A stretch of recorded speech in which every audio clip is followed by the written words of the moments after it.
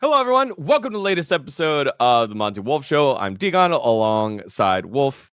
No Monte on the side of our screens. And because this is our last episode before we go to Busan, and we will highly likely have participated in drinking some adult beverages after a great show done, we will not be recording on Monday morning the next day. Well, mostly just because we're traveling. I mean, we're going to be on a train and that's right. Going to be getting out of a hotel, and I'm not going to be carrying my laptop there, that I won't be using otherwise. Yes, but when we get totally back to Seoul, we'll tell you guys all about how KT Rolster is our second MSI representative. Wait, you have the McDonald's hat too? Yeah, dude.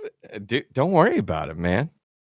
Don't worry about it. dGon bought this on like eBay or something, man. Where did you get that hat? LCK. It's a limited edition. I thought I was special. So this hat came with McDonald's meals in like 2021, like maybe around summer.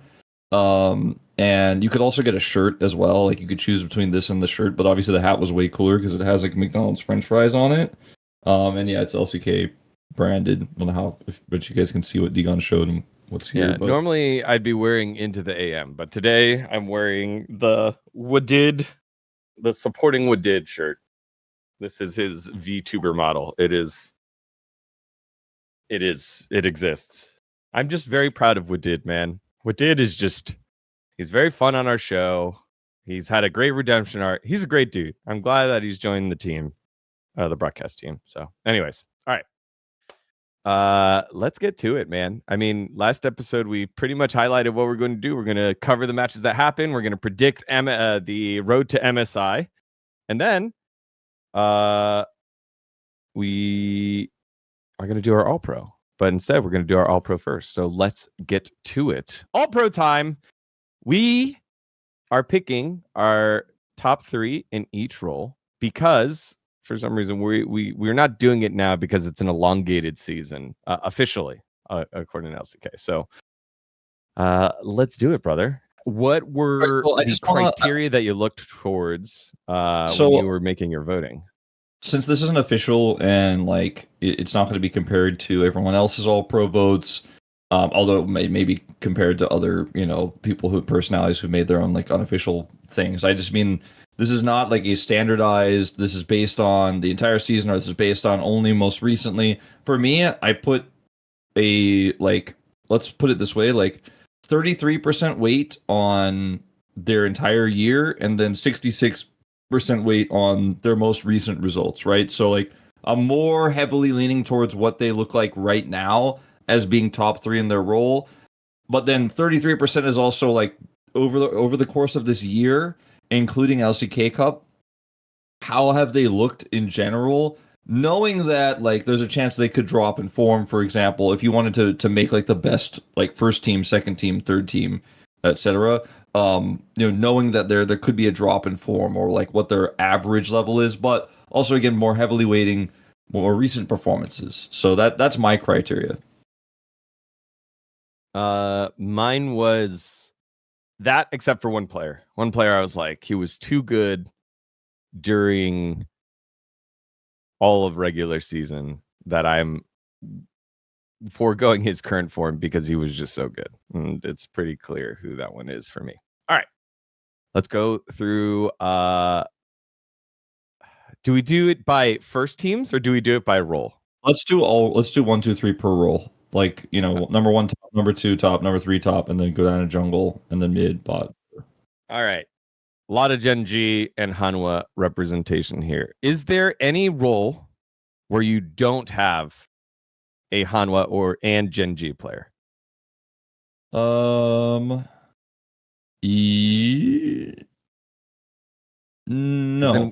Because then we only have 5 slots to wiggle with.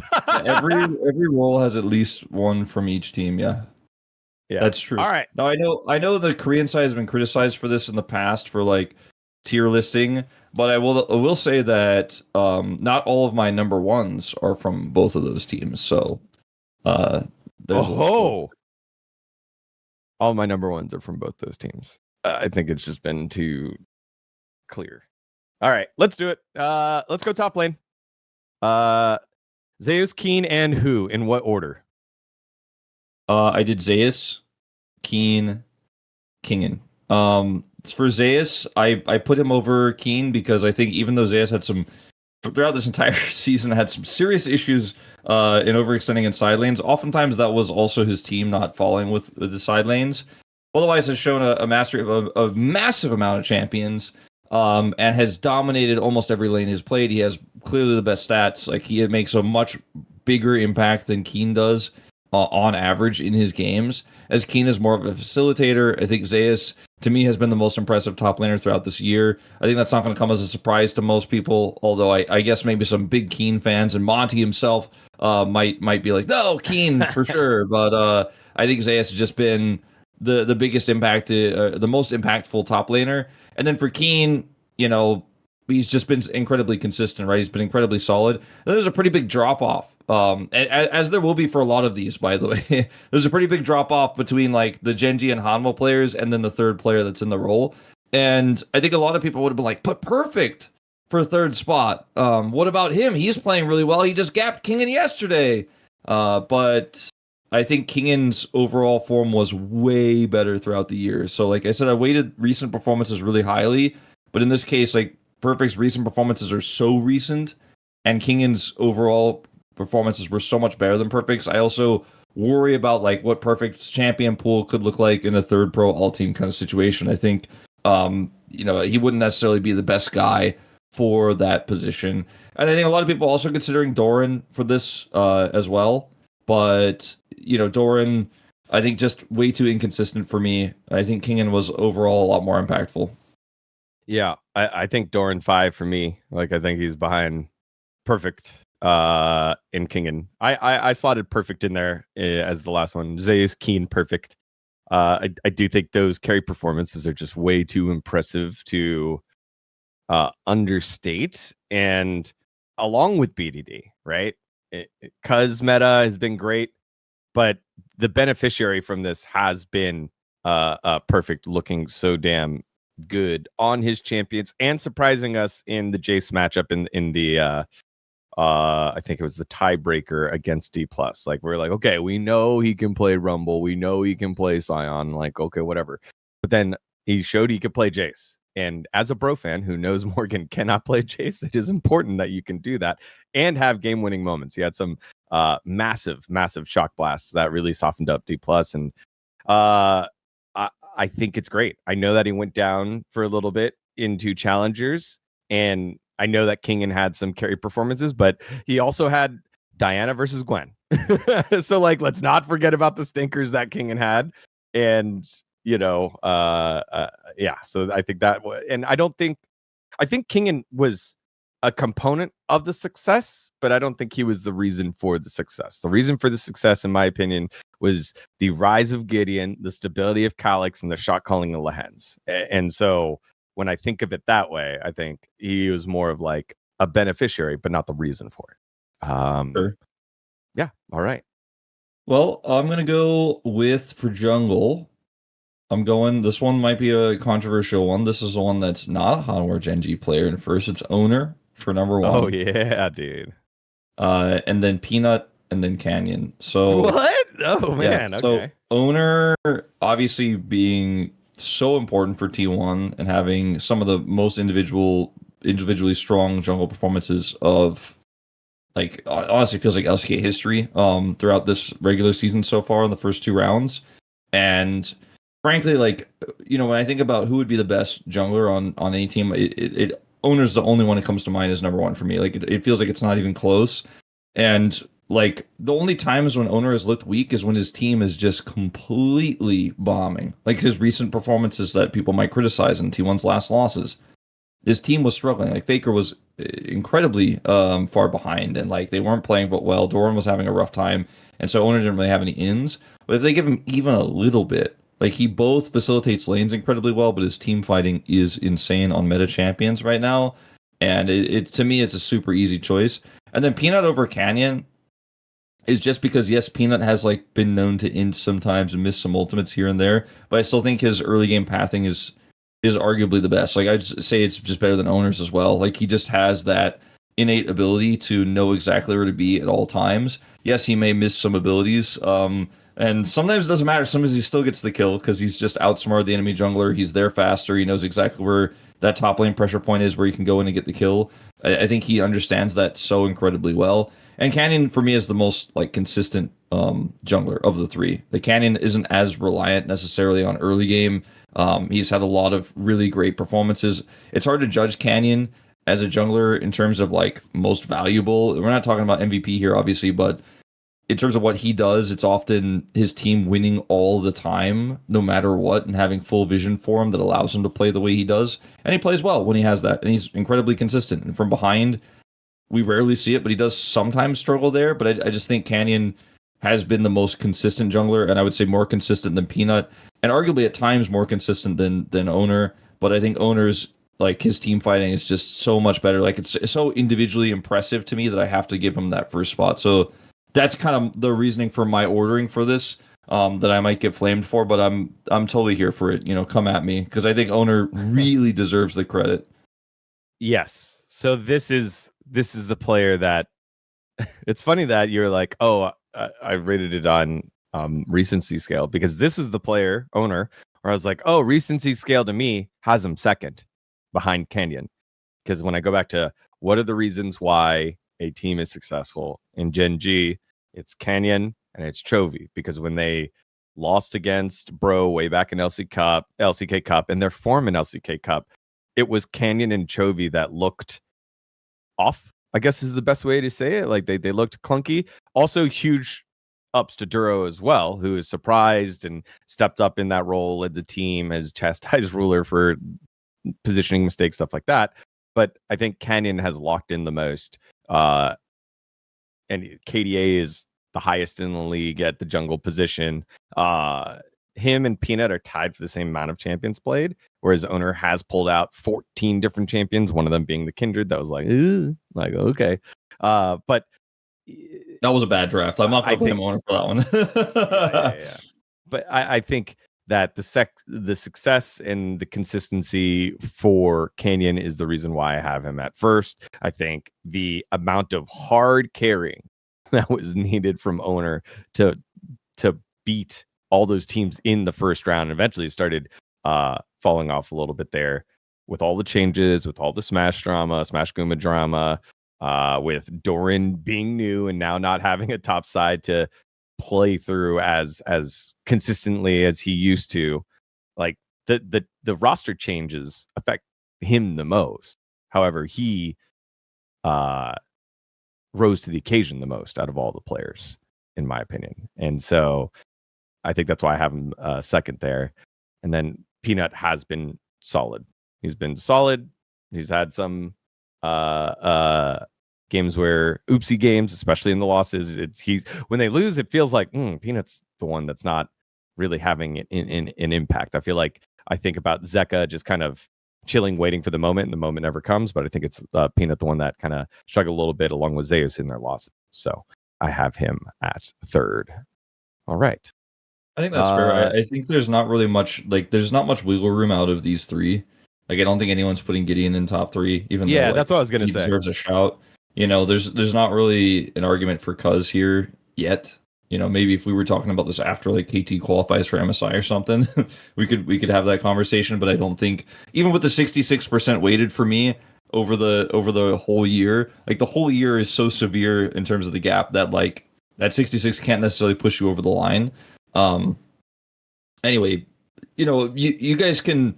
I know a lot of people are going to be like, but he said 66, but then he picked this player, and like just let me have my own reasoning, okay? But that's overall what I'm thinking. So mid is super. I feel like super obvious. Like I feel like mid is the role where I'm like, if you don't have these three in this order, then I'm not sure if we're watching the same thing. But maybe people won't agree. But for me, I have Chovy, obviously. Zeka. No, Chovy, BDD, Zeka. Oh, no way, bro. What BDD has done this entire year for me has been way more impressive, way more like ceiling smashing performances than what Zeka has done. I'm not saying Zeka's had a bad season by any means, but BDD has literally carried his team's dead corpses across the finish line so many times. There have been so many games where it's like you look at the gold leads, it's like 800 gold lead in every single position except mid, where BDD is like 1200 gold up, and he's like, yeah, I won. I picked up another POM, by the way. It was me. It was me again. Oh yeah, me and MSI qualifiers picking up back-to-back POMs for our 3-0s. Yeah, that was me. It was me. It was me all along. I feel like if you put Zeka over BDD, it's just because you're a fan of Zeka and you're like, but he's on the better team and he's better. Like BDD has had like a few drafts where you picked like Oriana that one time and it didn't work, and you're like, oh, okay. But I can't really remember at any point this year where there's been like 2 weeks where I'm like, oh, BDD is a little off.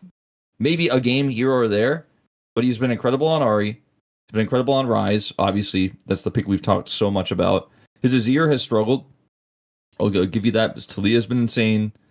He's just, for me, a player that warps draft so much. Like, people try to target ban him. It doesn't work. And I think for T1 going to that KT series, they're really going to have to figure this out. We'll talk more about that later, but this is their biggest problem. And Zeka's been like insane this season as well. Like he's had his Galio is now one of his better champions that wasn't really in his wheelhouse before. He's got great counter picks. His Silas is insane. He has a wider champion pool, I think, that people give him credit for. But I think BDD to me has just been way more clutch, way more relevant, way more just like, I don't know, he's carrying, man. He's literally carrying. It's like the same thing we've talked about with Viper in the past, where you're like, oh, is Viper better? He has a little bit less wins than the other 80 carries. But like, is he worse than Pays? And then everyone's like, yeah, but look what Viper's doing for his team, Like he's so much more important. I'll never take Chovy's spot away. Like, I'm not gonna say BDD's bigger than Chovy, but I think right now, especially with my weighting scale, I feel like BD over Zeka. Okay, you convince me. When I thought about it, I was like, Zeka's had some huge performances, but I do like the fact that we are weighting it compared to his team, and it is BDD the catalyst, especially when everyone was changing the rosters, all that stuff was happening around him and Cuz suffered because of it. BDD has risen to the occasion there. All right, sorry, Zeka. I didn't want to defend you that much, anyways. I mean, the comments in the past have called me and Monty like Zeka antis because we were like not that happy when he won like Player of the Year when DRX won the championship, because for most of the year he was not good and stuff like that. This is like we're not flaming Zeka. I'm just big upping BDD because he has been insane. Let's all just admit it. Let's all just like look at each other and be like, yeah, I watched those games. Maybe some people in the comments didn't watch those games because they only watched the top teams. Anyway, maybe KT is a top team. We'll find out. Now they are a top team. All right. Never mind. Let's keep going. Down at 80 carry, Viper, Ruler, blank. And I left it blank. Yeah, the third one's the tricky one. You didn't know. The third one's the tricky one for this one. So Viper, we can talk about Viper and Ruler, why they're first and second. I think Viper has cleaned up Hanwha's mess so many times. We talked about on the show all season long. Yep. Hanwha is inting, Hanwha is fucking around, and Viper's like, yeah, I guess I'll carry again. All right, you guys are doing some stupid shit over there. I'm just going to position perfectly and wipe the fight. Thanks for getting all their cooldowns. I guess I'll do the hard work now. Viper not getting first place would be crazy considering Ruler is second, right? But Ruler has had a lot of positioning errors. He's had some weird laning phases where you're like watching him lane and it's a matchup where he should be crushing it and he's doing fine, but he's not winning it the way Viper would. I feel like Ruler is hard to quantify this season because Chovy does so much that you're kind of like looking at Ruler going, well, you're doing the right things at the right times, but I'm not impressed by you because you're just cleaning up fights. But when you watch him play champs like Lucian, that's when you can really see the skill expression. We're like, damn, like he really knows like exactly where he needs to go in there. He flashes the wall, gets the kill. His judgment skills on Kalista. Yeah, the champs that he very rarely gets his hands on, but the ones where he could really showcase his power and not just be cleanup and actually be like an assassin practically. That's where I feel like Ruler shows up. So we both agree on those picks, right? Yes. In that order. Let's talk about the like, I don't know, constellation of other 80 carries you could pull from here, because we're looking at players like Gumi. I know where I'm going, but you know, okay. I'm gonna go put it online. We're looking at players like aiming, and then if you're looking at recency, dGon.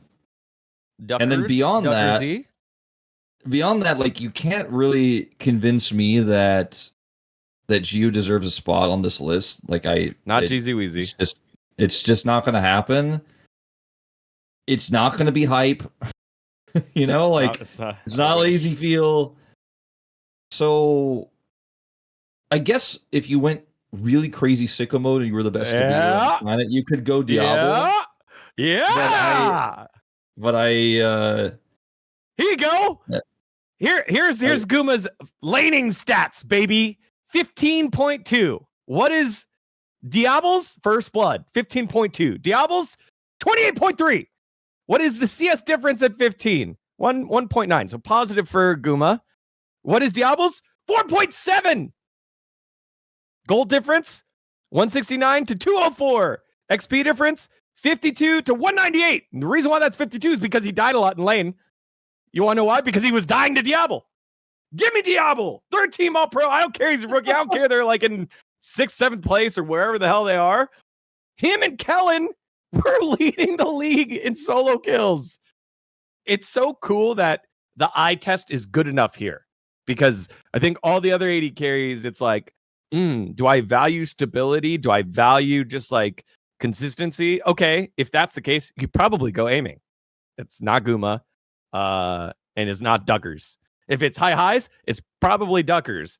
But if it's dominance, and then you could see where the team falls apart, it's Diablo. Like, it is clearly the kid who's come on in and changed like the level of rookies. Like, the leading rookie of the year was gonna be Shu.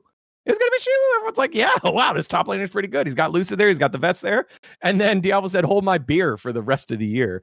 It did dip down a little bit there at the end. But yeah, I can't. Winning performances. Come on, Wall. I mean, there's a few reasons why I can't go Diablo. So I don't know what Diablo looks like in a stable environment. Like, I respect your vote, and you did you did do the master debating, and you made a convincing argument. But I haven't seen him in a consistent environment. Recency bias. Oh wait, he hasn't played recently. I can't see. He didn't make it. He's not in Road Dennis. Wow. No, I think Diablo has been super inconsistent, and some of it is because of his support, who is like had a horrible start to this year and then started to be kind of okay later. But some of the moves that Diablo makes is like it's like a 1 in 4 chance that the play is going to work, and then like the one time it works out of the 4, you're like, holy shit, that was one of the most hype and crazy plays I've ever seen. The other 3, you're like, ooh, what was that? Like, I'm not sure you can go in like that. I think that percentage is off. That percentage is off, because they're definitely the oof moments. But okay, maybe it's like 4 out of 10. Like, I don't know, 2 out of 5. Same thing, but so I respect the option. For me, it came down closer to aiming Guma, dGon. I don't want to give it to dGon though, because even like I said, even though I'm waiting 66% recently, the rest of the 33% was like so bad for so long that I can't trust necessarily. Like, this is what I was talking about when I say like some of the weaknesses, some of the inconsistencies, those are pretty heavily weighted for me. I can't put dGon in there because I feel like it's a lie based on what we saw for most of the year, and we can't go, oh, he had like a few really good games where KT is literally like, I don't know, transcending themselves into like 3 tiers above where they're supposed to be playing God mode. I can't expect that's going to happen forever, or would happen in this fictitious world where we have these all-pro teams fighting against other teams. So then you go down to Guma aiming, and you're like, oof, I mean, I don't know. Like, Guma got benched. Guma had a rough start. He pulled it together later though, and was pretty solid. Aiming for me was the pinnacle of consistency though throughout this year. And Yes. the more I think about it, the more I like say everything out loud.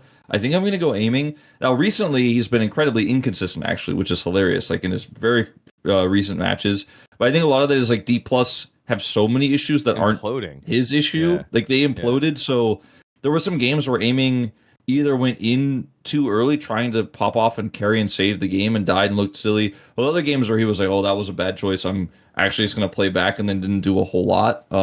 But when you're the 80 carry and your team has just gone completely boom and is not playing as a 5-man unit at all, like D plus, then you're just going to look worse in general. But I think when you look at Aiming's performances throughout the year, I think he was very consistently our top 380 carry. Like he was very consistently performing higher than Guma, higher than Duckdom, higher than Diablo, and just being the guy who farms a lot and gets it done safely later on.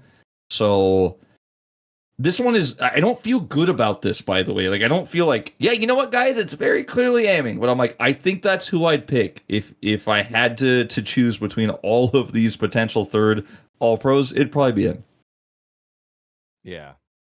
That I respect that one. I think Aiming is the safer pick out of a bunch of different options. I can see people going for Guma as well because he did have some good performances. Obviously, with me throwing in perfect, I'm not one to be like, well, he didn't play the whole season. He was split in time. Like the way I would view that is he went through that adversity and still found ways to be successful. But I think the Diablo vote. It's edgy, and I think defendable. So I think it's defendable. Yeah, I think it's defendable. Yeah. All right. Let us know the 80 carry one. Let us know who we got in the top 4 as we move finally to support. I think this one is also fun. I'm having the same issue here. I have 1, 2, and I don't know who 3 is. Well, let's talk about 1 and 2 because you could go either way on this. I think a lot of people will not agree with my order. Although we had this conversation a little bit yesterday, kind of in and out of Pog State, about Duro versus Delight, right? Which I think everybody knows it's those two. It's our D supports who are not D tier, they're S tier, and they are it's hard to quantify who is better because Delight obviously has a lot of experience and sometimes that shows through. But Duro has been so, I feel like in round 2 onwards, incredibly consistent in terms of just making sure all of his abilities land. Sometimes you see a support like flash a wall and look for an engage, and you're like, I missed it. I feel like when Duro like uses an ability, it doesn't miss. He's so methodical. He's so cerebrally aware that when he makes a choice, it's the right choice like 9 out of 10 times, or he just doesn't make it, or he's like, no, I'm not going to take a risk here. There's no reason. Every decision he makes, he's certain about. So I gave it to Duro. I went Duro Delight. I think it's like for me, like a 55-45. Like it's not a huge edge. And I think if I was trying to make the best team possible, I would really heavily have considered, and I did coming into this today, really strongly consider the fact that Delight has more experience and it might be a safer pick throughout, like if you were playing multiple best of 5s with this roster, for example. But I think Duro has really proven himself, and I think Viper and he would play well together on the first team. So I'm really like, it kind of gives me almost like, I don't know, it gives me like this excitement to think about what that could look like, because Delight isn't playing some of these picks like the Blitzcrank, you know what I mean? Like that's kind of reserved for Duro. And occasionally Lehens, more on Lehens later. But that's my reasoning. I don't know if you have Duro first. You have Duro first. You have Delight first. So, at first I think it was Duro by the eye test, but did you know Delight has played 1, 2, 3, 4, 5, 6 more champions than Duro? Like the champion diversity is a little bit there. It's actually the same kind of argument I was using for my 3rd place spot, the 3rd place against 4th place, the 2 supports that I had there. And I appreciate the fact that Delight has been willing to try the different things, play the different things. So Shen the Soraka. He's played that, and has played more nimble champions, like the Rakan, like the Poppy, whereas it's 8 games of Alistair, 7 games of Nautilus for Duro. Like boom, it's like these are my guys. There's Gragas for Delight. There's Karma for Delight. I kind of appreciate how much more he can pull out and look useful on. But also, I think my voting is jaded by the fact that we had the comms for GenG and we got to hear Duro yell at his team, and it was like, whoa, that was super fucking cool. And see just the rise of the team.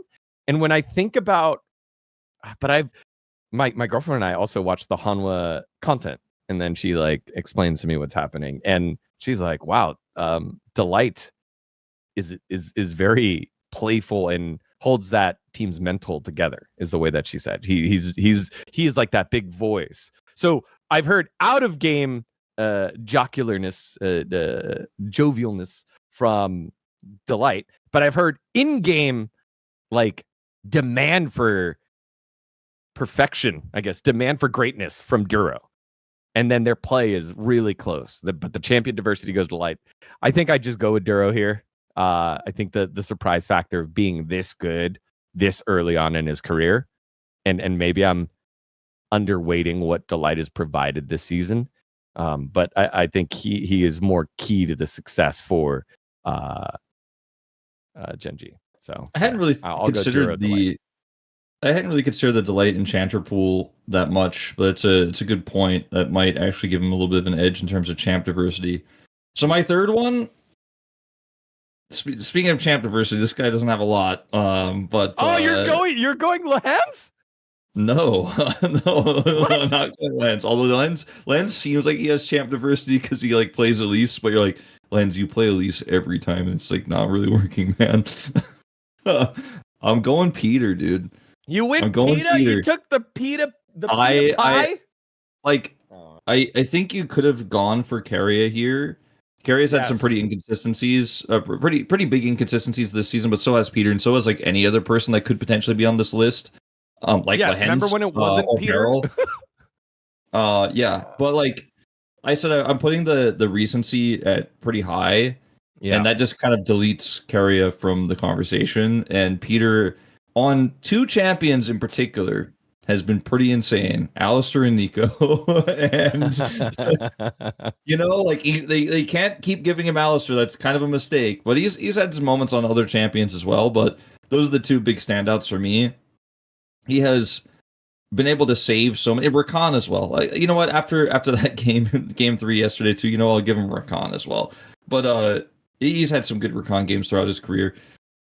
He's just so clutch. Like, he has no fear, which sometimes gets him in trouble. But if he dies on an Alistair randomly while he's clearing vision when there's no objective up, I'm like, okay, oops, but whatever. Because when the objective is up, he's going to carry the fight with BDD and Cuz. And he works so well with them. The coordination between him and his teammates, and the lack of fear, the insane trust. Like, it's weird to say, like, I think his trust with his teammates is why I think he's really good, because in this all-pro scenario, like, there are no KT players in the third all-pro team for me. But, like, I feel like the fact that he can follow up on plays so quickly with no comms, no communication, means that he could play with almost anybody. And I don't know, I just have to celebrate this player right now. I think we'll have a lot more conversation about Peter versus Keria on Saturday, when that telecom war does happen, because we'll see that more direct comparison in the best of 5 for the first time in a really long time, maybe even the first time ever Peter and Keria face off in a best of 5, very likely. But that's when we're going to know, was this choice wrong or right? Because I think Keria has a massive champion pool. His champion pool is way higher. Oh, I should give Peter by the way, Tom Kench. When Peter's playing Tom Kench this well and playing this confidently, it reminds me of Keria's Tom Kench of like previous years. He's giving me some kind of Keria vibes, like a little bit. He's not as creative in terms of his champion pool, but there are these like few that come up, like the Tom Kench. I feel like Peter is just so insane right now. that I have to give him credit. Like I have to do it. I might end up being wrong in a few days. We'll find out. And maybe I should have put Carrier here, but I'm going Peter. And it's never going to be Lehens for me in this spot. No way. Okay, yeah, that's fair. I was like, are we valuing the shot calling prowess of your Hyung? And he had a good start on the Elise and then kind of fell off. Him and Barrel. I still put Carry here. I think Pita's is a little too recent. The champ pool is quite stunted, I think. And just think about who Carry has been playing with and what that meant, right? Like he's had to play with 2 different AD carries, 2 different styles. And it's funny because when we pulled up like Guma's like XP difference against like Diablo and his gold difference against Diablo, it was like a negative in XP difference. That's because he kept dying in the lane. Carriers are all above. None of them are in the negative. His gold's higher, his XP is higher, all that is higher against his laning opponent. And when I think about that, it's like, well, I brought the horse to water multiple times. It's the same horse. It's a reliable horse. We've been together, my trusty steed. And for some reason, he just steps up a little too far, dies. And then I just have to watch it back up.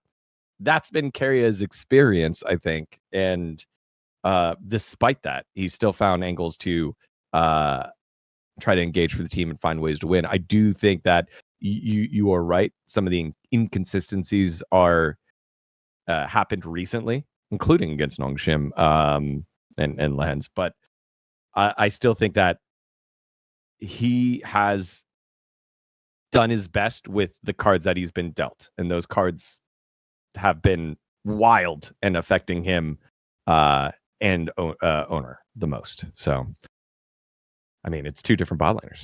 So, and yeah, I think I still go with Carry here over Pita. But Peter's close. Peter's close, and I can't wait for that telecom war. All right, well, there's our all pros here for the LCK rounds 1 and 2, and a little bit of road to MSI. For you at home, please let us know who yours are. Which picks are crazy? Did you not fold like a house of cards like I did when Wolf made his presentation about BDD over Zeka? Like I folded really quickly out. I mean, I want to see people in the chat, or not people in the chat, but you're like people in the chat in the comments. People in the comments, if you're gonna criticize like somebody's vote, I want to see. No, not even one person is gonna do this. I want to see all of your votes, like all 15. I can't believe Wolf said this. Also, here's my 15. And then we'll see. Maybe we'll have a little review session on our next episode of what some of your votes are. I'm really curious. Super down. Because if somebody has like a great argument, puts all their 15 out there, and they're like, "This is why I think Wolf's weighting system is wrong or inconsistent," then I'm like, "All right, hell yeah, I'm going to celebrate that." But probably somebody who's like, "Wolf is delusional." Well, I'll see you there at T1 Light. And then finally, because Cloud Templar and Pony did this. Here we go. Yes, Here we go. They did after round 1 the shout outs to the Rise Team Award, where they basically took the best of the rest. And so I wanted to make a roster of the Rise Team players. Not me. The roster of the Rise Team players. You got to pick a player from each team and make your starting 5. 1 from each team. All right, go on. I think I have the best one. Okay. So I went with Shiwu. That man tried to carry the shit out of T Plus, and probably is the only one that he's young enough that he's not jaded. You didn't pick Morgan?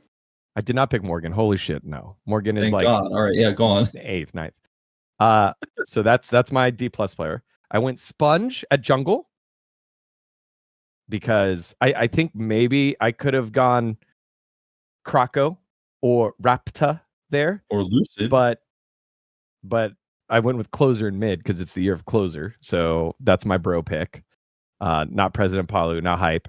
Because I've got Berserker, probably top 5 AD carry. Maybe not top 5, maybe 6th AD carry. And then support pool is barren. Like, just go through it from top to bottom. It's Beryl. No, I went Kellen, and then after that, it's Palu, it's Ondelpleta, and then it's Life. So yeah, I had to go Kellen. So I had to jerry rig it around a little bit around the support pool because it was easy to take Berserker because that's the only part you would rest your head on. You took Berserker over aiming. That's pretty crazy. You didn't take Lucid. Well, because you could only take one from each team. Oh, only one from each team. Okay, one from each team. Okay, I was like, for me, if you could take them from any team, I'm like, it's closer over Showmaker, but otherwise it's D plus Kia. Yeah, there it is. Okay. I didn't realize there was that criteria.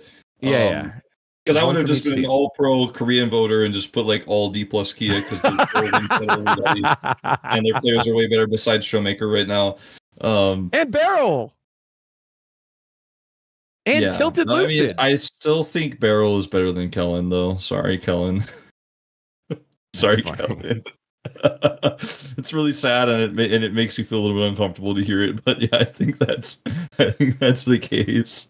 I don't think so. Man. Like, we all knew. Okay, hold on. If I had good, yeah, go ahead. If I had to pick, you know what? You made it more interesting because I was like, this isn't that interesting. It's just D plus. Now, if it's only one player from each team, yeah. If you want to build around aiming, I go Shiu. No, I go Shiu for sure.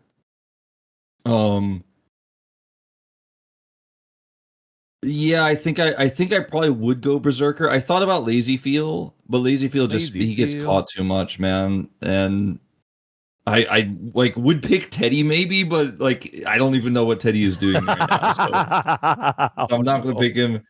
We have those two roles set up. I think Closer's pretty obvious. I think because I picked Closer, yeah, you can't pick Croco, so. Well, yeah, yours is like the only answer actually, because I don't think you could pick any other. Oh, I think the top laner. Build around aiming, or think about what player you want to build around the most, and then go that way. Yeah, but if you build around aiming, then you can't get Shiu, and then you're like, are you? You throw in Sobero. Like Sobero? Yeah, no, I don't think so. Thanks.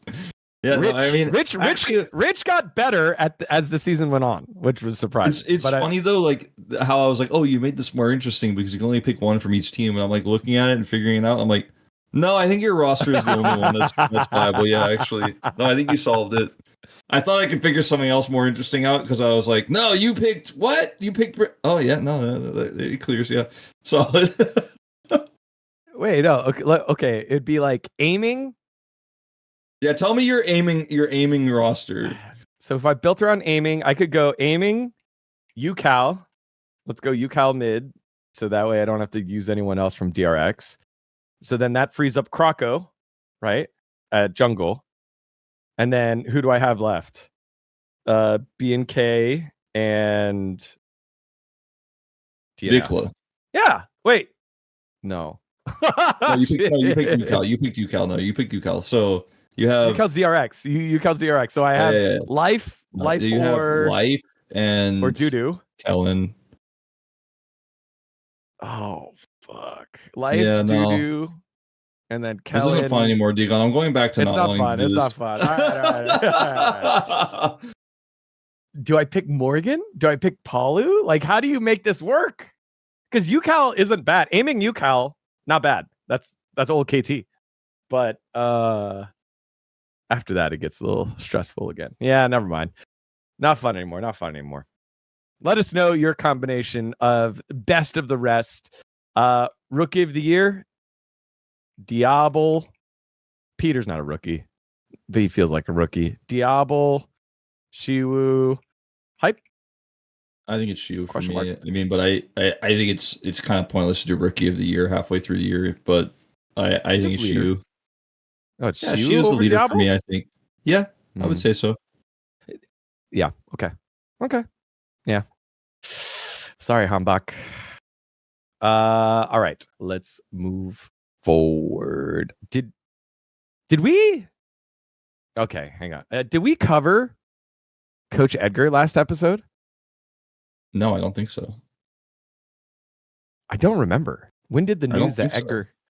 Okay, we'll cover that after we remind you about our friends over at Raycon. Now, summer is coming. More warmth, more light, more time to spend outside. Summer's a time to be out and about and enjoying every moment from sun up to sundown. But we all need a sidekick who can keep up with our favorite music, podcasts, and calls in crystal clear sound all day long. And that sidekick is the everyday earbud by Raycon. They're the perfect summer accessory, whether you're going hard at the gym, enjoying the sun and taking those calls outside, or jamming out while barbecuing to your favorite tunes. Enjoy premium audio that goes everywhere that you do with a 32-hour battery life and a multi-point connectivity that lets you pair two devices at once. Raycon's latest model is better than ever. Speaking of the battery, Raycon's quick charge function charges 90 minutes with just 10 minutes of charge time. Super fast when you're on the go. And they also come with active noise cancellation, which is something that's very difficult to find at an accessible price point.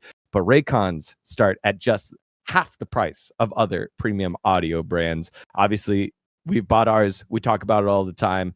Got the vibrant colors, the periwinkle, pow, right here. Matches my vibe, especially when I'm wearing my Woodid really bright pink shirt. And in my personal experience with the Raycon battery standby life, by the way, meaning like when you're not charging it, you're not using it, you just like leave it on your desk. It's insane. Like we've told this story before, but I'm not even gonna get into this story. But like, if you're the type of gamer that doesn't go outside that much, but when you do go outside, you need your earbuds because you got to stay connected to your music. You know, you got to listen to your Persona 4 soundtrack while you're out, because you don't want to go outside. But it's like that one time you have to go outside, and you're like, I need my Persona while I'm walking to the mart. I have to go outside. I hate it. Like I was when I was in college, and I didn't want to go outside ever. Then the cool thing is you're probably not using, you might not use your earbuds that much because you use them only when you go outside, but you forgot to charge them. They've been sitting on your desk for a week because you haven't gone outside for a week because you don't really like touching grass. I promise you they will still be charged. You could just open them up and put them in your ears and they're going to be good. My standby life for them has been so insane. And like, because oftentimes I don't use them every day, and I'll leave them on my desk. I'll leave them in my bag because I always have them with me in case I need them for any reason. And I never open them and go, oh no, I didn't charge them. They're always ready to go for me. Yeah. And for whatever reason, if you're not loving the Raycons, they offer the 30-day happiness guarantee policy, no questions asked. So go get your pair, help out the show by going to buyraycon.com/M&W to get 15% off Raycon's best-selling everyday earbuds. 50% off the best-selling everyday earbuds only at buyraycon.com/M&W. That's buyraycon.com/M&W. We only give you products that we use here. Boom. Thanks to our friends over at Raycon. All right. Little side note, sidetrack. The leader of the Bros has been relieved of his duty after several years. I was going through a bunch of the World Championship ceremonies with my Korean class last night. Because they like League, but they're all like new League watchers. And so I was showing them like the differences between like the world ceremony that was in Korea in 2023 and then the one in 2017 with Chrissy doing the thing and the dragon and like how augmented reality worked. And then I was like, oh, wait, yeah, that's right. That's Edgar walking out up front for Samsung Galaxy when he won that world championship. It has been announced by the Bros that he has been relieved of his duties, no longer the head coach of OK Man Bro. The Bros have not announced yet who they're getting to come on in and take over the team. Wolf, it is a bittersweet day. Like he had a long ride at the helm. He had multiple different, I would say, firepowerless rosters that sometimes overperformed and sometimes didn't. And now he has been booted out after 4-ish years with the team. What did you make of that? To be honest, based on what we know, right, which is not really anything. What we know is he's gone in the middle of the year, and we do not have yet an announced replacement. Like, those are the facts that we know. Like, I don't know if he messed something up in the org or he's fighting and beefing with them hard. Because if he is, then like maybe it's creating problems for the players, for the org, something like that. We don't know about that. That could be happening, and maybe that would be like, I'll be like, oh, okay, yeah, makes sense. But based on what we know, which is that he's gone, we don't have a replacement. We're moving into round 3 after a month break, but there's no one at the helm. There's no one at the wheel of this ship right now. There's no captain in the most important rebuilding time to like build up for round 3 for Bro that it realistically could make a play-ins run if they can get it together at the end of the year. Like they're sitting on 5 wins or just one behind B&K, and they're tied in terms of win-loss with DRX right now. Like this is a really important moment for Bro, and there's no one there. I think the decision sucks. Like I think it's not a good idea. It doesn't make sense to me at all. When you look at who's available right now to replace him, we have Hirai, which is one of the top choices for me. Like it could be a great type of similar type of a really experienced mentor type coach like Edgar. You have CV Max, who left LPL due to health reasons, and then you have Nofei, who was blamed a lot for some of his team's performances, who's also been let go, and he's back in Korea, to my understanding. And then what else do you have? You have Guger, who's the interim head coach, who just basically came back to League of Legends recently. You could get Guger in 2 years if you like trained him to the position. Maybe next year, like maybe, but not right now. Yeah. You can't lead this team. And Edgar did so much with so many, frankly, budget and weak rosters for this team and made them relatively viable, made them relevant. When we thought this team was going to be super doomed so often. I mean, there were some teams he couldn't save, let's be honest, but like there were a few where we were like, oh man, this is just it's not going to happen. But even this roster is like, it's got some great parts to it. Like closer is looking amazing, right? And I think some of the drafting is when your top laner can't play Jace, when it's like one of the most meta picks. So, I mean, it's not as meta as it was before, but like at the beginning of the season, in round 1, we're like, yeah, you have to be able to play Jace. You can't play that, then like you can't play the game. He's been able to make some salvageable drafts for this roster, despite the champion pools, despite the team that he's got here. And I don't know if he's the one who's making the calls about like getting Kroko and moving the jungle around. I think some of that decision making was a little bit bizarre. We weren't super on board with it, although Korean fans really liked it, and it is sort of working so far with Kroko. This is very expensive from an org perspective to have like 3 junglers. I feel like he's the only guy who can do this in the coaching market right now, and is probably the only one that's good enough and has a relationship with this org that no one else has. Yep. Who's like in the right like salary bracket for it to make sense. Like I don't know if Hirai would want the job, because he's such an experienced coach who's done so much with KT roles for Longzhu in the past. Like StarCraft 2, he was one of the most decorated, if not the most decorated coach in early StarCraft 2 history before the Kespa days. Like, does he want to like take over Bro? He's probably looking at this roster going like, I think I'll wait till next year. And I think CV Max probably feels the same way, unless there's an insane offer. It's only going to be for half the year, because I imagine the contract will probably be until the end of 2025 if somebody gets it. Yeah.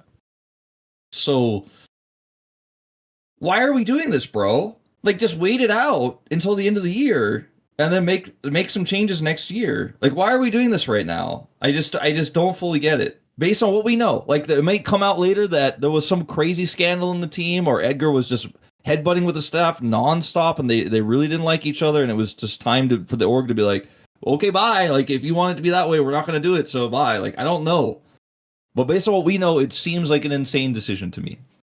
Yeah. I did a quick search, a list of coaches that are free agents, and CV Max obviously came up. Another interesting one, couple interesting ones. Been a free agent for a while. Coach Kane is available after previously working at 100 Thieves. Acorn, another super throwback, is available. Hirai is a big one. I think that makes a lot of sense. And then after that, I don't know if there's someone else that can kind of take over that level of a team. So whenever you fire a coach in the middle of the season, you have to have a reasoning for it. And this feels like there isn't they didn't give performance reasoning. They were like, we're going to rebuild for the rest of the year and hopefully we'll go to Worlds. That was like what they said. I don't take that one at all at face value. Like, I think that's you have to say that. You just have to say that. But yeah, that's what I'm saying. So there's not really a reason. Zepha's another one, right? He was over at D Plus last season, and they moved on from him, and then picked up Bengi Pumandu, who I think maybe like we talk about the two style of coaches, right? If you have like the former player style who like innovate and create and have been in those problem ruts as a player before, and then you have like the coach style, the old style, traditional coach style, who's solved those problems before as a coach, or at least been in those problems as a coach before. I feel like D Plus need a Zephyr right now. But I don't, it just makes me sad. It just makes me sad. Like, this is the experience that Hype and Hambach are having. Closers having a great year. You know, it's weird because I think it just makes it worse, because then you're relying on the long tenured player for stability, and that's Morgan, who's been struggling, who has champion pool issues right now.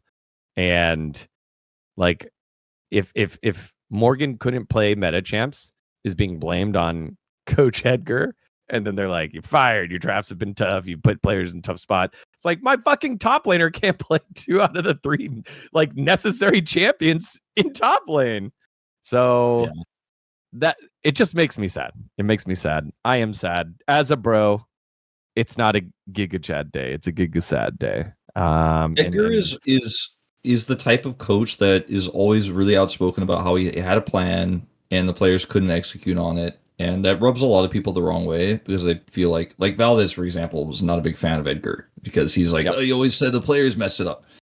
But like, and I agree, I can understand why he has that perspective, because it doesn't seem like, as a coach, especially in Korean culture, it's more common to like kind of put the blame on yourself, or like to just to give a vague answer and not blame anybody. But I always appreciated Edgar's I always really appreciate Edgar's honesty in a world where most coaches will just say, we'll do better next time, and that's like all you'll ever hear. They'll be like, oh yeah, we had this really strong side laning draft, but like, you know, we lost lane, and that's not supposed to happen with this draft, and so it all fell apart. You know, he'll say stuff like that. Yeah, Edgar to me feels like the kind of coach. You know, have you seen any of the F1 like Drive to Survive documentary? Some of the what's the word for this? Like they're not coaches, but there's like a word for that type of role where like principal. The GM, principal, principal, that's the word I was looking for. I feel like Edgar is one of those ones that would be like sick for a documentary, because he says a lot. He's on a weekly team. Yes, that's exactly what I'm saying. We're just a bunch of wankers. I put the draft in front of them, and what could we do? You like literally read my mind, dude. I couldn't remember his name because I haven't watched the show in a while. I used to watch it like all the time last year and the year before. But yeah, he has got. I feel like he'd be like the kind of coach I want to follow, because I'm like, okay, this team is in 8th place. He's making some tough calls. Like, his top laner can't play Jace. I don't think he would call his players a bunch of wankers, but like maybe he would. But I don't know. I feel like he's got this like Ajashi coach energy, and he has so much experience with so many of these weak rosters. He's trying to build what he can with the low budget that he has, and like that's like the comparison I'm trying to make. But dude, just to drop him out with no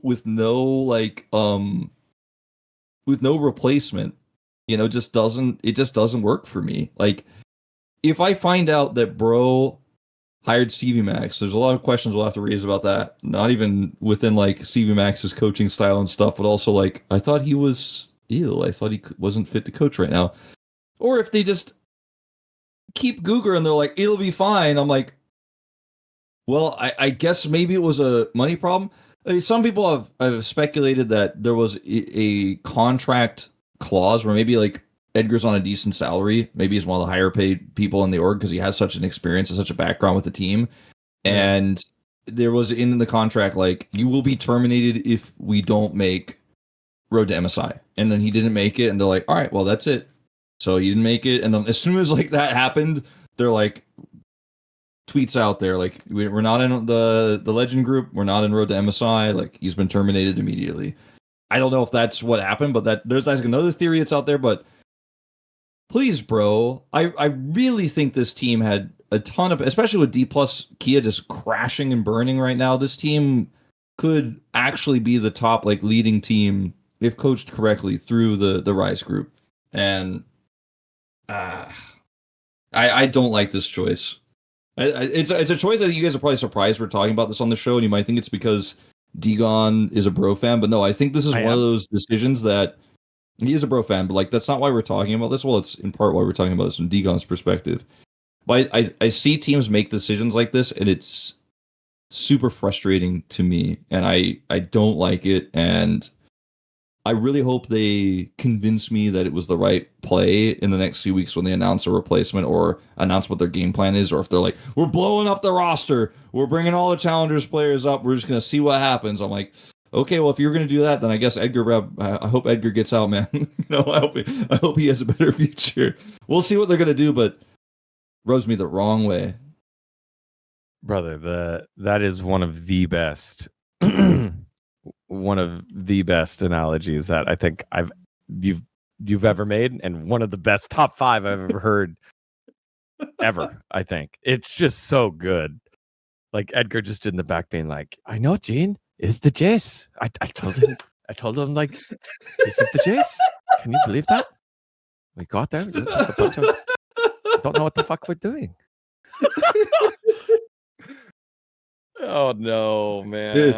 He's like they keep sending me these rosters year after year. We don't have the fastest car, but we do what we can. Oh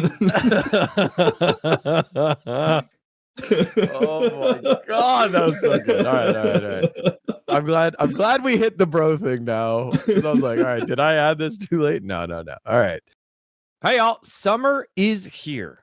More sun, more light, and more time to do all those things that make summer so special. And the number one thing you don't want to be doing all summer is spending hours inside cooking, which is where Factor comes in. Factor's chef-crafted, dietitian-approved meals are ready in just 2 minutes, taking out the hassle of eating well. You know, Factor meals arrive fresh and ready to eat, perfect for any active lifestyle over summer and beyond. With 45 weekly menu options, you can pick gourmet meals that fit your summer gains and goals. Choose from options like Calorie Smart, Protein Plus, Keto, and more. In Factor powers your day sun up to sundown with nutritious breakfasts, on-the-go lunches, premium dinners, and guilt-free snacks and desserts. Factor has your whole day covered. Enjoy summer more. Get Factor if you want all the flavor and none of the fuss. So get started by heading on over to factormeals.com/MonteWolf50off and use the code MonteWolf50off to get 50% off plus free shipping on your first box. That's MonteWolf50off at factormeals.com/MonteWolf50off for 50% off plus free shipping. Factormeals.com/MonteWolf50off. Thanks to our friends over at Factor. We had matches. We had a couple of matches. We had D plus versus KT, and then we had D plus versus Nongshim. And I mean, KT versus Nongshim. Sorry. And KT, the roller coaster only goes up, brother. It's been exciting to see. The E word is no longer disabled. We're able to use it. KT looked good. All of them on sync and had heroic moments.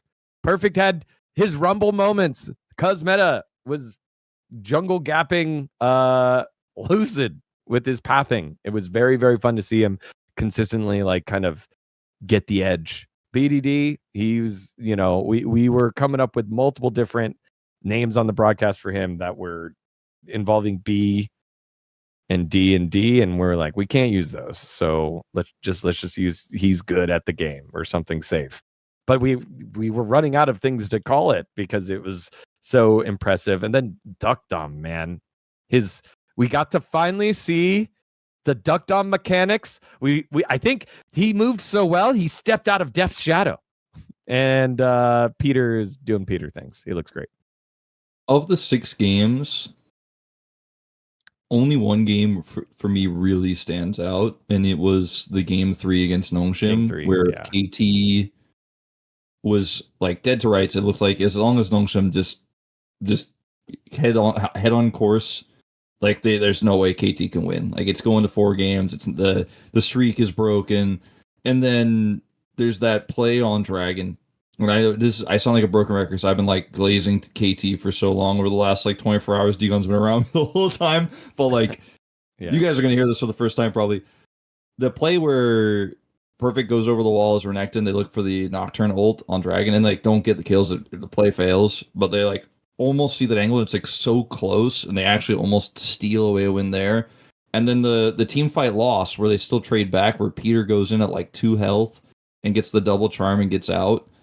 And BDD is hiding, waiting behind the turret. Like plays like that from behind to like literally just come back to life, basically. You know, like that was what one of those games where like, okay, KT is dead, but then a few episodes later you find out they weren't dead. Like, you know, but it's not even like that. That's not even a good analogy because they like punched through like the I don't know, the barrier from life to death, like by fighting no matter what. And like in League of Legends, if you're behind and you make risky plays like that and the execution is even slightly off, then you just the game is like 100% over. Whereas before it was like 90% over, you're like, oh, it's 100% over now because we lost this fight. We went for this risky play. They get a triple kill. They get bottom turret. They get inner turret. They get all of the vision. They get our blue buff. They get our wolves. Like it's just done. And they make the clutch plays and they make it happen. And that was, to me, like the most impressive. The other most impressive game for me in KT's run was the first game of the streak where Perfect played the Jace and blasted D+ to start off the streak that they're on. Like they're on a 7-game winning streak right now. That was the tiebreaker match, game 3.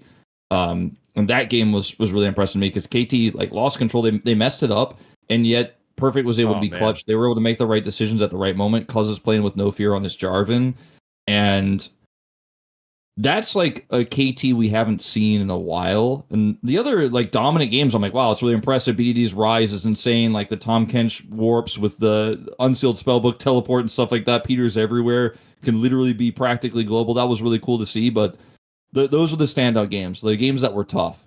The games that were tough, but KT pulled it out anyways. That's what you need if you're going to beat T1. If you're going to beat T1 and go to that final matchup, likely against Hanwha, to potentially go to MSI. They already beat Hanwha, by the way, in their most recent match. So it's not impossible. And that wasn't that long ago. It was just a few weeks ago.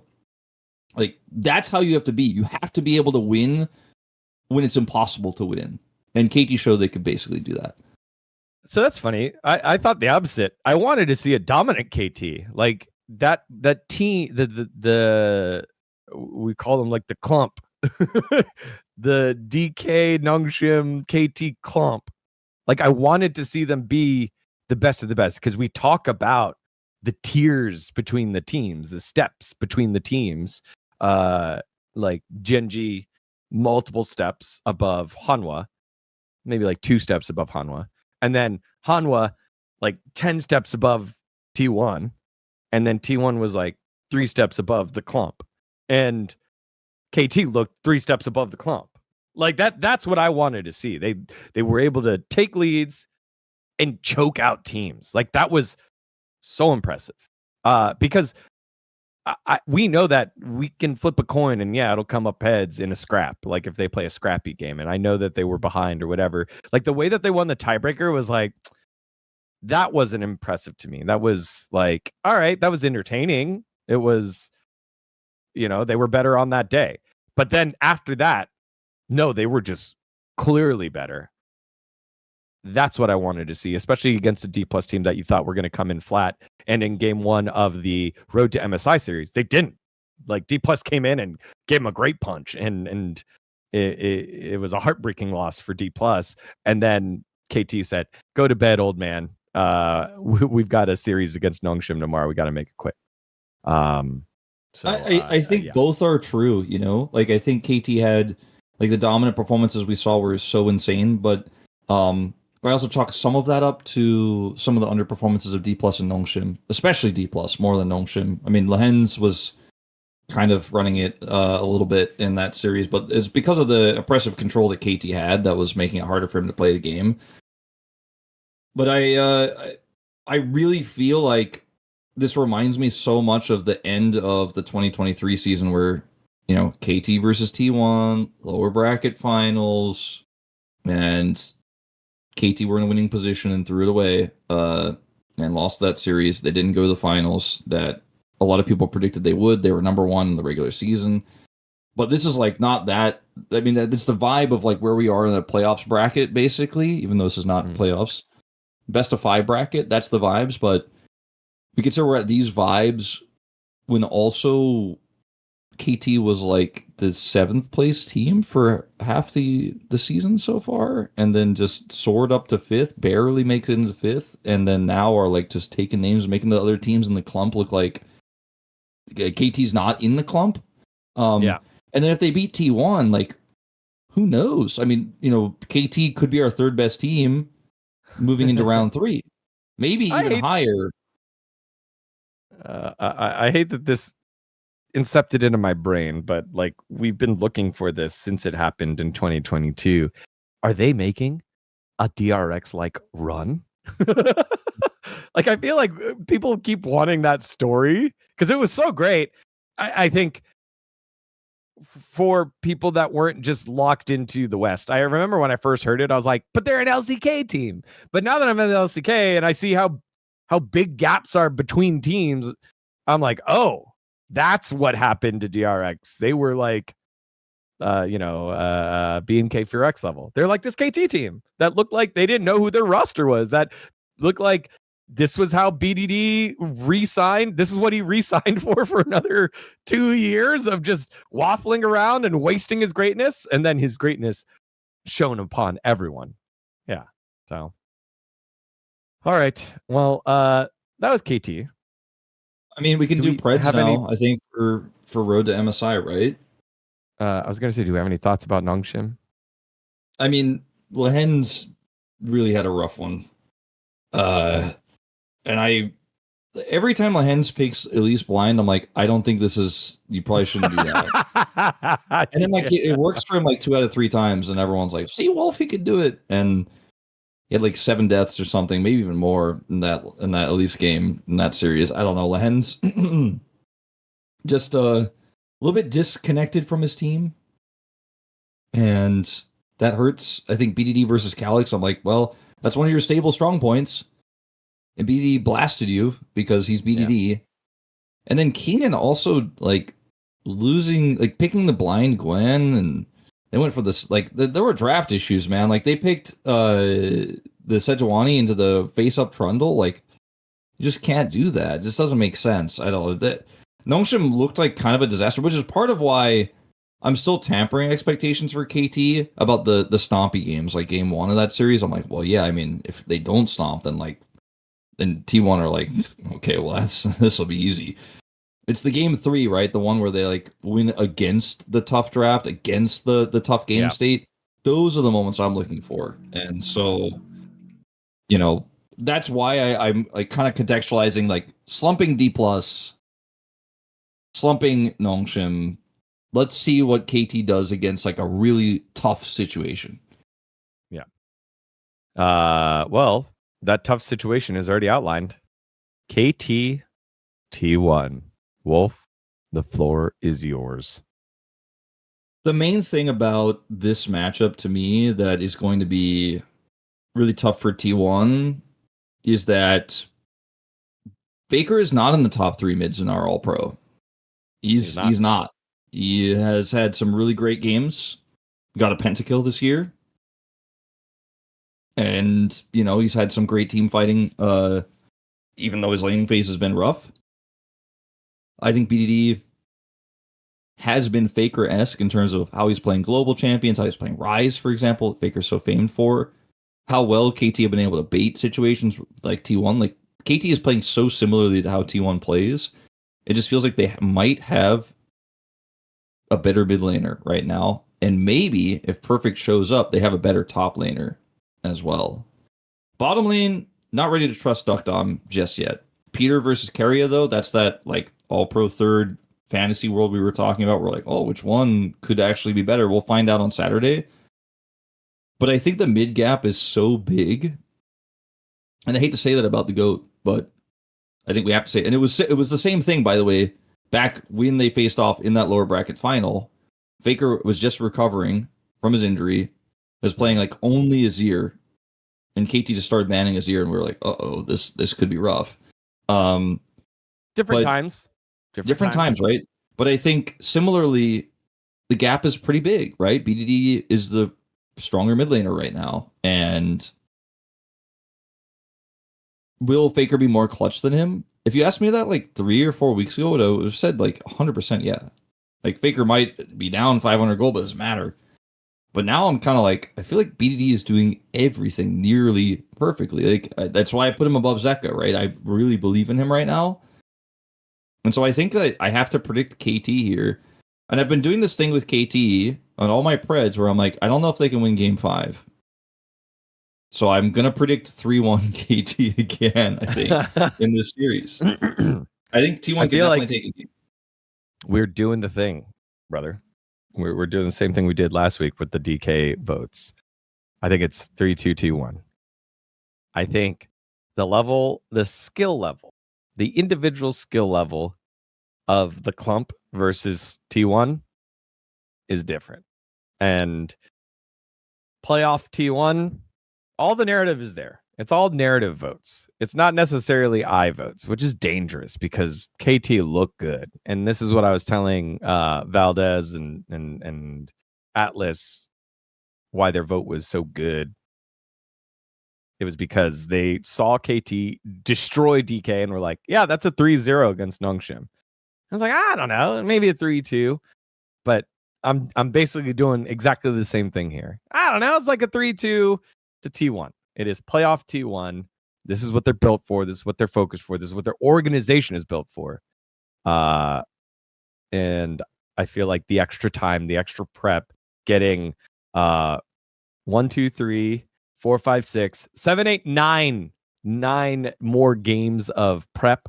Because they had the tiebreaker that went 3 and then a 3-0, 3-0 on KT sets them up for success. Like prep T1 means so much to coaches when they have that time. And I think it's very different during the middle of the season where it's like, yeah, the footage is there, but where do I find the time to VOD review that when I got to work on my players X, Y, and Z on this current meta? They had days to go ahead and prep for this. I think they'll be okay. T1 has played more best of fives than almost anyone and played almost more games than best of fives than almost anyone. Like so many of their series went to 5 games across their time together as a roster. Obviously it's Doran in, but Doran's played so many best of fives as well. The experience advantage is so huge that I can't see a world where KT reverse sweeps, for example. Or like if they win game 1, then T1 gets two in a row that KT can stop that momentum. I think if T1 gets 2 games, the third one's a shoe-in my opinion. Like I can't see KT clutching it in 5. The BDD maybe, he tries. He tries. Maybe it's like Worlds all over again. Worlds 2021, poor guy. The Syndra early game was so good. Anyway, I think T1 have just been in front of this many crowds so many times. Same arena where Faker destroyed Scout when I was the like lone doubter. I was not a T1 Predator, and I was there in the arena, and T1 fans were chasing me after the game. T1 has seen so many of these situations. Faker's been in dips before and bounced back. I'm not going to predict them to win, but I will not be surprised. And I do think that if they win 2, you might as well just say they win the third one in the very next game. I don't see KT out clutching. There's some hope, right? You see that near loss to Nongshim in game 3. And you're like, oh, they turned that one around. Maybe they could turn anything around. But I mean, they were on such a tear, on so much momentum. Imagine T1 wins game 1 of this series and just smashes the streak, crushes KT in game 1. Like, how did KT recover? We're gonna find out, maybe. But if KT just ride this momentum, Faker gets destroyed in lane. They're playing great rotational play around BDD, around great roams from Peter having the same reads on the enemy support. Then I can see KT winning, and I will predict it. But I could see if that momentum was gone, T1 would not be surprised. I don't think anyone would be surprised to see T1 win here. I won't predict it, but T1 will have blue side because they are the higher seed as well. So that's another thing to consider. Gosh, I was in boost. KT's winning so many red side games though. It's actually insane. All right. Well, we'll see what happens there. That'll be an exciting one. On the top side, GenG Hanwha. Is it Hanwha time? Is it? We have so many champions, man. MSI, reigning world MSI champion, Golden Road, perfect season team. We got First Stand, previous LCK Cup champion here in Hanwha. Who you got? What you got? 3-1 GenG. Okay. There's a lot of like voodoo magic. People are like, what if GenG? Wouldn't it be the most GenG thing ever if they lost here? That would be crazy. That was Valdez. would be a great round 4 match. But I mean, it's not just like Valdez. It's like so many people on the internet, so many tweets, so many posts. Because you don't know until they win that they will play at the level that they played all year long on the 18-0 level, and then just go straight to MSI, and then we don't see them again until then. I think that will happen. My reasoning is mostly that GenG, when they played against Hanwha, they went to 3.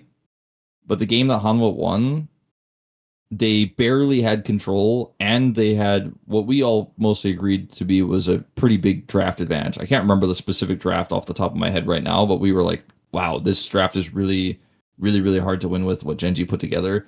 And they almost did. They stomped game 1, they stomped game 3. So it was it felt like GenG could do almost no wrong there. I could see them dropping a game, if they have another one of those drafts that's a little iffy. And they've been messing around with their drafts a lot, set mid and stuff like that. I could see Hanwha taking a game, but I just think the overall class of GenG is just significantly higher. And I've been saying this all year, so this probably isn't going to come as a surprise to anybody. Like, I've been putting GenG and Hanwha in the top tier. I'm like, okay, GenG is in this tier, then there's Hanwha, and then there's like T1 and the clump. I just don't see GenG messing this up. It's been a long time since we've seen them, so we'll have to wait and see. And it's going to be even longer. Like, we still have like almost a week before we are going to see them.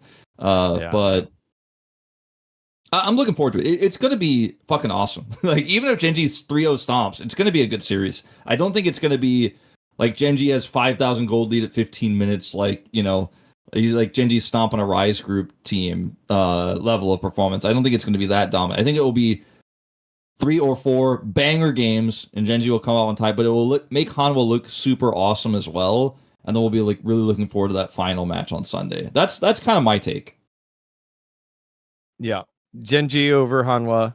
I think Hanwha over both of them, KT or T1.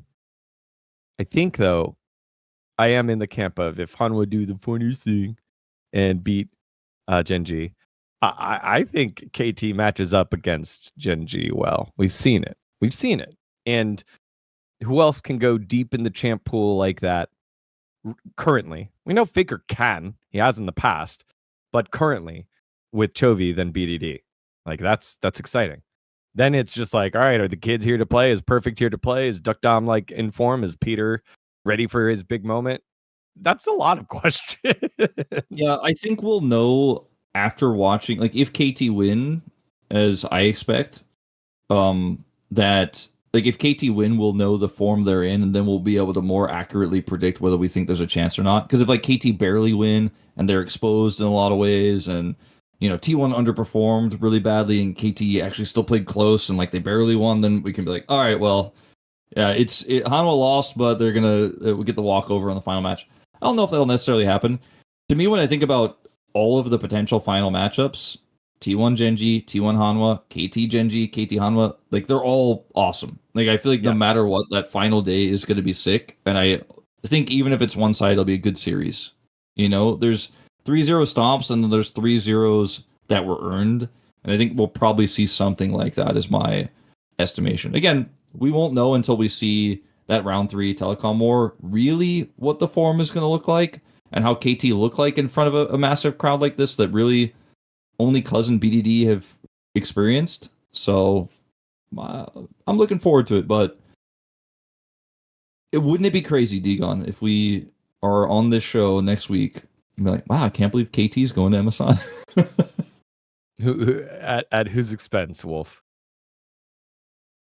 I mean, God, it feels like it's GenG's. It feels like it's GenG's. You know what I mean? Like it feels like it's Hanwha KT.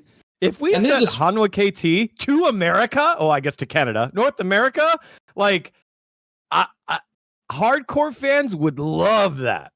But I think we would lose so much not having GenG and T1 there as our brands. The worst part about Hanwha getting first seed was it just kind of continues this narrative, right? Of like Hanwha won summer, Hanwha won first stand and LCK Cup. And everyone's like, yeah, Hanwha's been the best the whole time. They've been the best the whole time. Everyone would be like, oh, they're always the best. Well, like, I'm like, no. They clearly were not for this entire 2 rounds of LCK. But people who didn't pay attention will just be like, oh, Hanwha again, I guess. But like, that's why I feel like I'd rather see Hanwha go as second seed than first seed, just from the perspective of people realizing like, oh, I guess GenG is the big bad that's going to beat all our Western teams now. It might be both of them, frankly. Sorry, guys. If Hanwha goes as the second seed,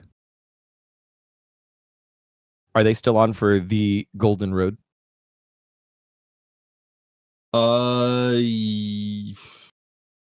Yeah, I think so, because this is not a playoffs. This is not the LCK. This is just an MSI qualifier tournament, and I think that doesn't count for Golden Road. Okay. If this was spring finals, then I'd be like, yeah, no, they lost it. But I think if they get second seed here and then go and win MSI, then the Golden Road is not broken. Okay. Because this is just these are best of fives, but they are not. There is no trophy, there is no title here. It is just a qualifier, which is super sick that we have it in front of a massive crowd in Busan. But it is still just a qualifier. I'm most excited to see everyone's comments detailing why Wolf was wrong and their 15 All-Pro picks, as well as being in Busan with the boys. I'm excited for that. Like, it'll be a lot of fun to be there with the fans, hang out with everyone. Make sure if you're coming to Busan, come say hi. We love to talk about League and share it with fans. So come say hi. Yeah. Any final thoughts before we sign off before Busan? No, just enjoy the games. We have no idea what's going to happen, and that's exciting. And I can't wait to talk about all the results right here on this show next week. All right. Thank you to all our friends and all of our sponsors this week's for Raycon and for Factor. And until then, we'll catch you next time. See ya.